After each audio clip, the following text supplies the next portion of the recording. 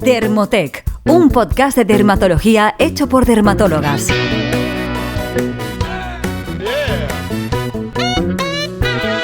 Bienvenidas y bienvenidos a un nuevo episodio del podcast de Dermotec. Hoy vamos a hablar de un tema que puede sonar algo técnico, pero sabemos que ya sabéis de lo que estamos hablando. Estamos hablando de la luz azul o de la luz visible de alta energía.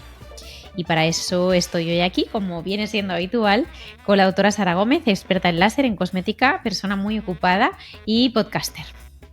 ¿Qué tal, Inés? Hola. La verdad es que a este episodio hemos llegado derrapando porque acabamos de aterrizar del Congreso Nacional. Como veis, tenemos la voz un poco... La voz, el aspecto, todo demacrado. Ha sido duro. Yo tengo la marca, estoy en el quirófano, tengo la marca del gorro. Pero bueno, hemos preparado este episodio con mucha ilusión. Y como decías, este tema yo creo que estaba un poco en el tintero porque se lleva hablando mucho tiempo sobre este tema de la luz azul. Incluso se empezó a hablar mucho durante la pandemia porque nos pasábamos el día en casa delante de una pantalla, pero nos hemos lanzado hasta ahora porque tampoco había muchas novedades a nivel científico, pero ha llegado el momento. Exacto. ¿De qué os vamos a hablar? Vamos a hablar de qué es la luz azul, vamos a hablar de dónde viene esta luz azul, o sea, cuáles son las fuentes y si nos tenemos que preocupar o no por estas fuentes, qué efectos negativos tiene la luz azul en nuestra piel. También vamos a comentar si puede tener efectos positivos y luego qué productos tenemos en el mercado para protegernos frente a esta luz azul. Muy bien, pues empezamos con la definición. Venga, la luz azul es una parte del espectro de la luz visible, aquella luz que podemos ver nosotros con nuestros ojos, porque no toda la radiación solar la vamos a poder ver con nuestros ojos. Y concretamente es la que tiene mayor energía, ¿vale? Esto ya es algo técnico, pero tiene unas longitudes de onda de entre 400 y 500 nanómetros. Es decir, que está justo por encima de la radiación ultravioleta. Existe un dibujo, esto ya lo comentamos en el último episodio en que hablamos de la radiación, de las máscaras LED. Os prometimos un esquema que, Inés, no hemos puesto. No hemos puesto. Que dejar ahí un esquema. Bueno, vamos a avisar a Carlota para que nos lo ponga. Bueno, pues en el esquema de la radiación solar, sí, cuando os lo publiquemos o si queréis buscarlo en cualquier sitio, en ChatGPT, donde queráis, pues veréis que está justo por encima, esta luz azul está justo por encima de la radiación ultravioleta y se llama concretamente luz visible de alta energía porque tiene la capacidad de penetrar en nuestra piel y de tener efectos biológicos, es decir, de producir ciertos cambios en nuestra piel. Y se asume que la exposición a la luz por encima de los 480 nanómetros, en principio, parece ser que no tiene efectos. Exacto, que sepamos de momento. Todo esto es como antes que parecía que solo era dañino el ultravioleta B.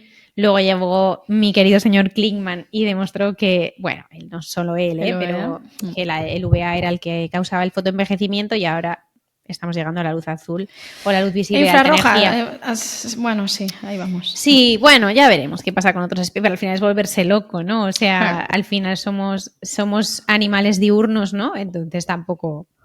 Bueno, esto ya es muy filosófico. Nos centramos otra vez en la física. Bueno, entonces, ¿qué pasa con la luz azul y los dispositivos, ¿no? Porque el boom que tú comentabas antes de la pandemia fue un poco por la idea de que al final los dispositivos como ordenadores, teléfonos, emitían esta luz azul y esto es cierto.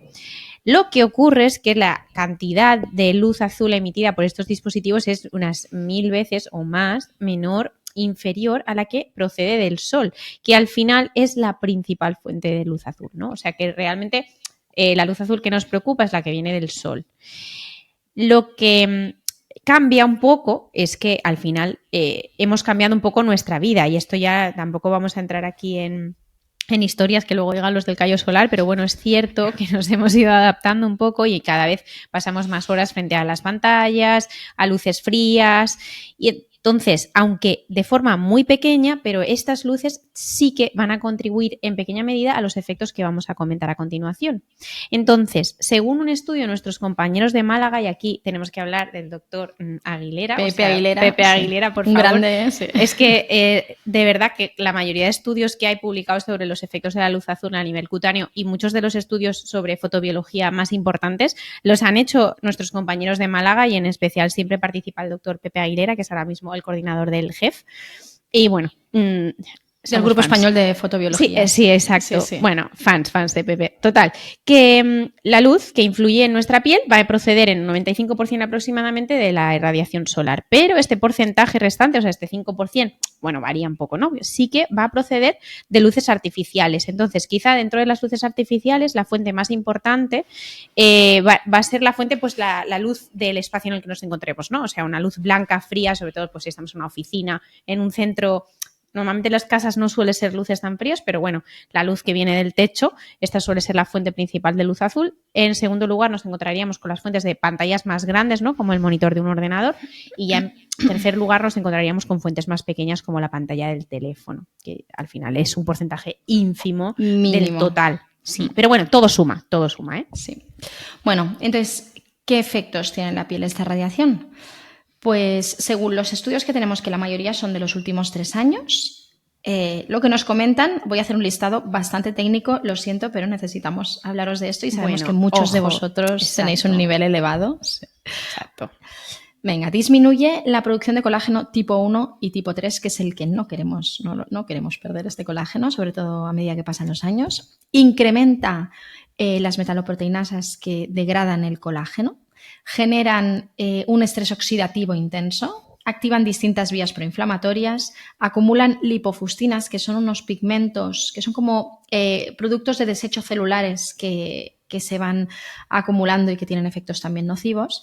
Y probablemente lo más visible es que nos pigmentan, es decir, producen una pigmentación posinflamatoria sostenida, sobre todo en aquellas personas que tienen la piel, fototipos altos, ¿no? Las pieles más oscuras.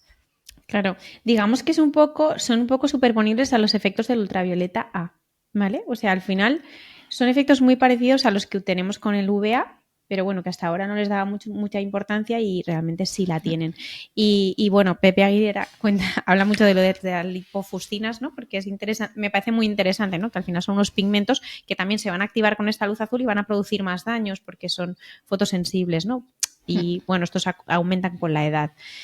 Entonces es interesante pensar en esta radiación como un poquito similar al ultravioleta A. Entonces, bueno, es cierto que en modelos experimentales se ha visto como esta exposición, pues lo que decíamos, va a producir el fotoenvejecimiento, alterar el colágeno, la elastina, daños mitocondriales, pero lo de la pigmentación quizás sea lo más evidente, ¿no? O más a corto plazo. Y es uno de los temas que más nos preocupa a los dermatólogos en consulta, que es esta pigmentación inducida por la luz visible. Sabemos que la luz azul activa una proteína que se llama opsina 3 en los melanocitos, ¿vale? Las células que van a sintetizar la melanina, y estos inducen la melanogénesis, o sea, se ponen a fabricar más melanina. Y este efecto es más duradero que el que produce el ultravioleta A, o sea que realmente aquí tenemos un problema. Exacto, y además en los fototipos altos, 3, 4, 5, esta pigmentación encima es más intensa, ¿no? Persiste más tiempo y encima puede hacer que nos aparezcan léntigos, que son las clásicas manchas del sol, léntigos solares o léntigos seniles, hiperpigmentación posinflamatoria o también, un clásico, el empeoramiento del melasma. Pero cuidado, recordad que estamos hablando de exposición solar, no de pantallas, ¿vale? Es decir, que si nos da el sol y estamos en un espacio interior, si no nos da el sol, y estamos en un espacio interior, en condiciones reales, probablemente las pantallas y la luz artificial no lleguen a producir pigmentación así de forma aislada, ¿no?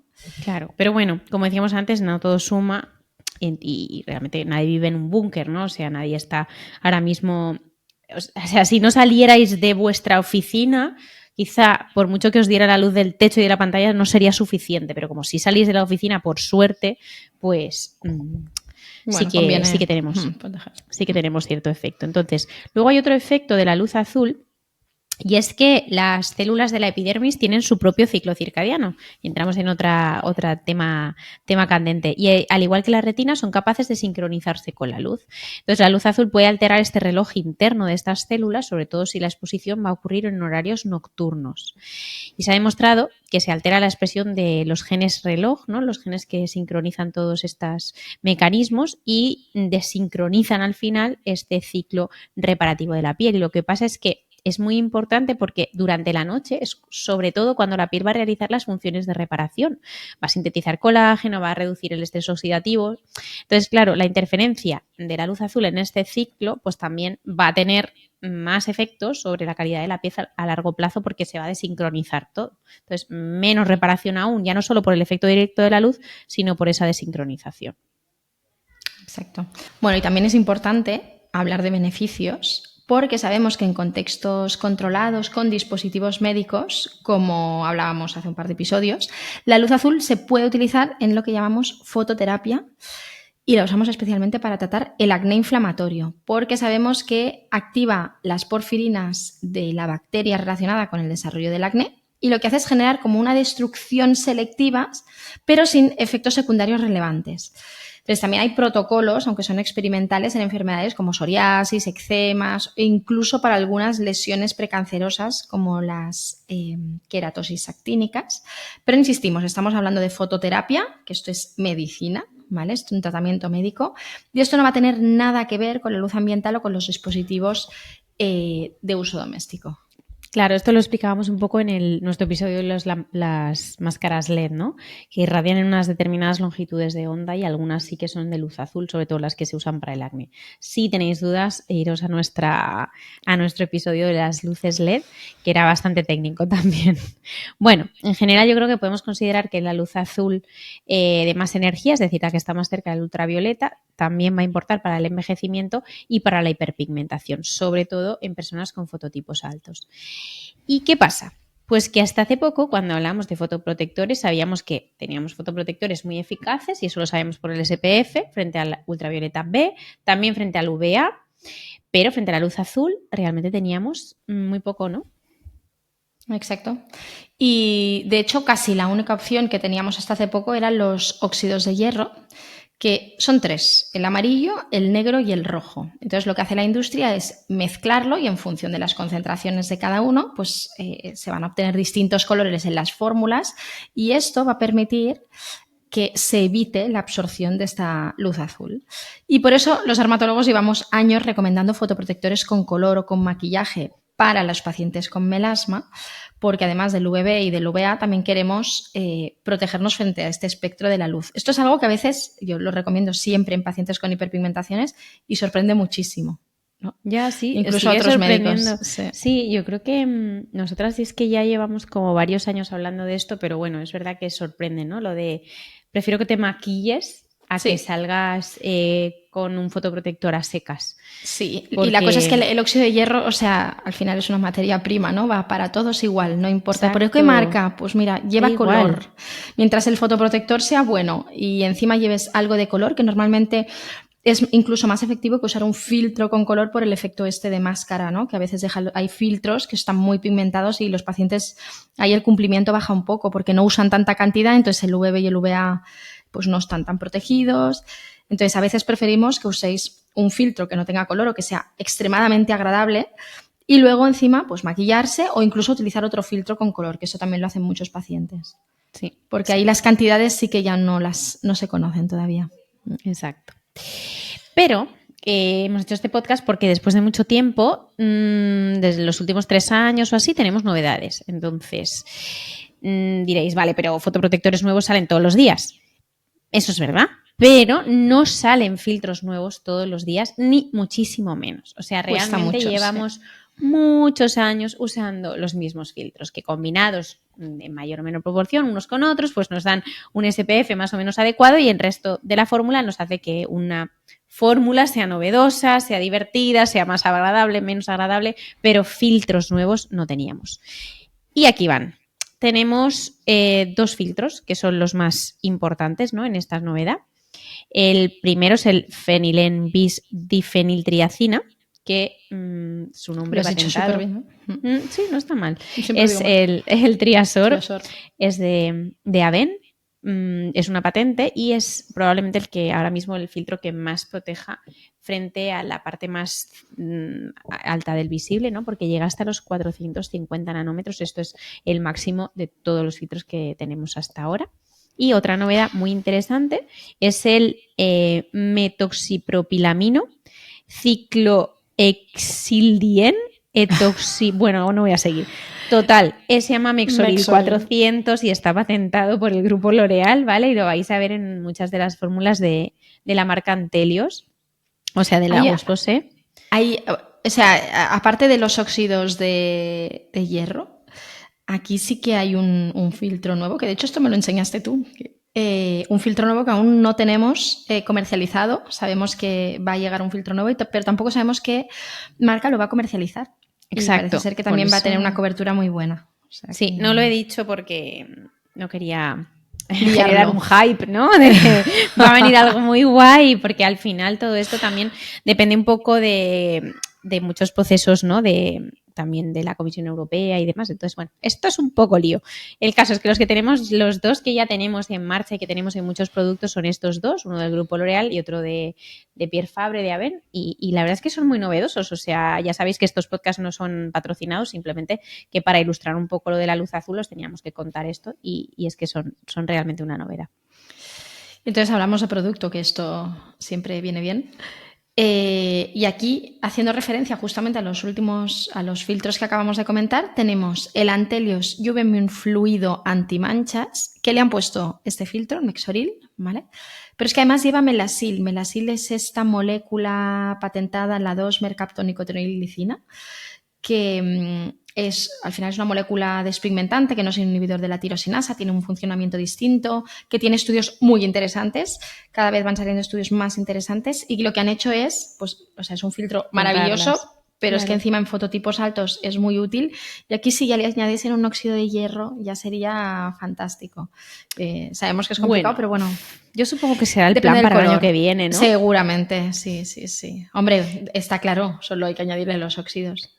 Bueno, si consiguen un color neutro, no he comprobado que no tenga no tiene color. Lo llevo puesto. Vale, o sea, no, ya. Si yo lo tengo sin color, pero que de repente he dudado, ¿no? Y digo, madre mía, estoy no llevan nada de pigmento. O sea, yo no he revisado si llevan los óxidos de hierro, pero viendo la fórmula juraría que no, ¿eh? No tiene. Bueno, tenemos otro que yo creo que ahora mismo está en nuestro top 3, que es Aven Fluido Antimanchas, que tiene acelaico y el filtro que os comentábamos. Y que tiene un poco de pigmento. Es verdad que deja un tono algo anaranjado que luego al final cuando acabas de hacerte la rutina de día queda la verdad que muy difuminado. Pero a mí el packaging me flipa. Sí. No sé, el hecho de que sea... sorpresa. Sí, o sea, me ha encantado. Este es un descubrimiento tuyo porque creo que no lo hacen ni en visita médica. Yo lo llevo puesto, pero me lo he puesto a las 7 de la mañana y no se me ve, pero... 7 de la tarde. Bueno, para mí ha sido un descubrimiento, ¿eh? Sí. O sea, fíjate que se lo he dicho a ellas también, les he dicho, mira que me sorprenden pocos filtros, pero este me ha sorprendido gratamente, el hecho de que lleve acelaico, que no sea pastoso, que lleve un poco de color. ¿Sabes la concentración? ¿No lo han dicho? No lo sé, no, o sea, igual sí que me lo han dicho, pero no sé si lo ponen en el envase. No la he mirado. No, es un envase de cristal. Bueno, de cristal sí, o sea, es un envase es maravilloso el envase. Es blanco y, o sea, no es como los filtros de Aven habituales, porque hay una gama de ultrafluidos de Aven que lleva este filtro, del que estábamos hablando frente a la luz azul, pero en este caso son una gama distinta que viene en un envase blanco. No, estamos maravilladas con este filtro, la verdad. Y al final el acelaico está ahí pues ayudando, porque el tratamiento el tratamiento nocturno pues va a ser más potente. Y luego tenemos también el Yocare Pigment Solution de Cantabria Labs, que además de sus antioxidantes tiene también niacinamida, óxidos de hierro y también una combinación de filtros que no está nada mal, con lo cual es un producto también muy completo. Sí, este salió el año pasado y he de decir que a mí también me sorprendió gratamente. O sea, es una fórmula súper completa. Es verdad que no tiene ninguno de los otros dos filtros que decíamos porque son patentes de los otros grandes grupos, pero ojo que me parece un súper filtro para personas con melasma. O sea, me parece estupendo porque se tolera, o sea, como que queda bien y no te ves con la máscara de hierro. Es que... Sí. Estamos un poco desfrontalizadas. Estamos esto ha sido el congreso. Bueno, en resumen, es la luz azul. Perdón, que ahora no pasa nada, tiramos adelante. Vale, bueno, es que no sé si voy a poder terminar con la gracia que me he hecho a mí misma. Bueno. ¿Quieres que siga yo? Dime no pasa nada, no pasa nada, tira. Sigo yo si quieres. Sigo. Nada, simplemente que si la luz azul es nuestra nueva enemiga, pues probablemente no, pero sí sabemos, y lo tenemos cada vez más claro por los estudios de los últimos años, que tiene un efecto biológico claro bastante similar al del ultravioleta A, y realmente si ponemos protegernos frente a la luz azul, pues mejor. No obstante, no olvidemos que el principal daño para nuestra piel va a proceder del ultravioleta, no de la luz visible, y sobre todo el ultravioleta B y en menor medida del A, y por supuesto de nuestro estilo de vida, es decir, si no dormimos, estamos comiendo mal, fumamos y no nos estamos poniendo crema del sol, en general, pues hombre, la luz azul nos da igual. No, es que la luz azul es el menor de nuestros problemas. Pero, bueno, si la tenemos en cuenta y usamos ciertos filtros, sobre todo cuando la luz azul la vamos a tener de forma más intensa, seguramente pues eso, los meses de verano y cuando además estamos siempre expuestos a luces artificiales, pues mejor. Muy bien. Y gracias por escucharnos una semana más. Dejamos aquí este episodio. Como siempre podéis dejarnos vuestros comentarios, preguntas y sugerencias. Y ya sabéis, si os interesa la cosmética y el cuidado de la piel con base científica, tenéis nuestro podcast que ya llevamos 4 años, si no me equivoco, publicando cada 2 semanas o incluso cada semana. Y nada, muchas gracias a todos. Nos escuchamos en 2 semanas. Hasta luego. Que vaya bien. Más información en dermotech.com.